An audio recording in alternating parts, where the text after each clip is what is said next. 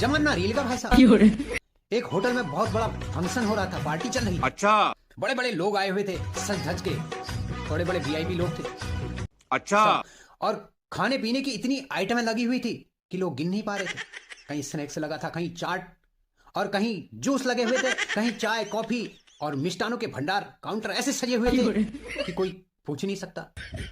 तो भाई साहब कोई लाइट वाइट को देख करके चौंक रहा था, तो कोई खा रहा था, पी रहा था, कोई गा रहा था, नाच रहा था। हे प्रभु तो अपनी महफिल में सब लोग जमे हुए थे, मस्त बने हुए थे।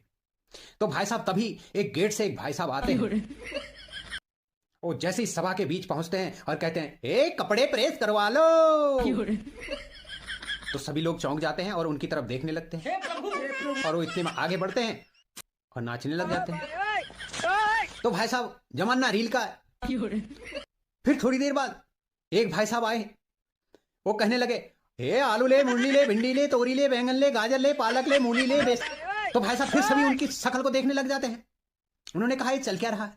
थोड़ी देर में एक भाई साहब और एंट्री मारते हैं, जमाना रील का भाई साहब। अब वो कहने लगते हैं, हे गरुड़ बागेश्वर, कौसानी, सोमेश्वर, अल्मोड़ा, दनिया, लोहाघाट, चंपावत, पिथौरागढ़, टनकपुर, सितारगंज, खटीमा, हल्द्वानी। तो भाई साहब सभी लोग देखने, एक से एक देखे उनकी तरफ। बोले, भाई ये चल क्या रहा है। एक आदमी पूछ बैठा। अच्छा अब उनने कहा, भाई साहब उनका बिजनेस है कपड़ा प्रेस करने का, और इनका बिजनेस है सब्जी बेचने का, और हमारा बिजनेस है गाड़ी चलाने का। तो भाई साहब जमाना रील का है कि एक बंदा वहां कैमरा लेकर खड़ा हुआ है और वो रील बना रहा है, बस यही चल रहा है।